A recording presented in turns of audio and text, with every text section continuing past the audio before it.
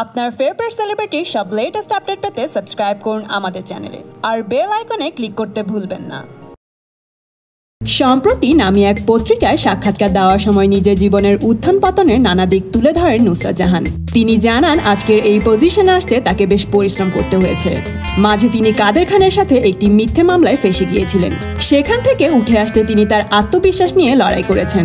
এখন তিনি ইন্ডাস্ট্রির প্রথম সারির নায়িকা। 27 বছরের মধ্যে নিজের টাকায় ফ্ল্যাট গাড়ি কিনেছেন, এটাই তার কাছে অনেক কিছু। তাকে জিজ্ঞেস করা হয় ফ্ল্যাট গাড়ি তো হয়ে গিয়েছে, ইন্ডাস্ট্রির সিংহাসনটাও এলো বলে, তাহলে কি এবার সেটেল করার কথা ভাবছেন?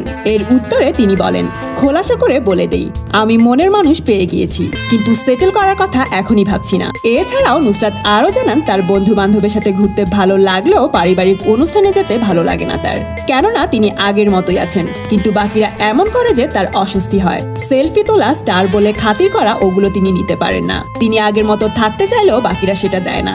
সবশেষে তিনি জানান মিমি, শ্রাবন্তী, সায়ন্তিকা, তনুশ্রী তার খুব ভালো বন্ধু। তাদের সাথে তিনি প্রায় দেশের বাইরে ঘুরতে যান। তো বন্ধুরা, নুসরাত জাহান সম্পর্কে জেনে কেমন লাগলো আপনাদের? কমেন্ট করে জানিয়ে দিন।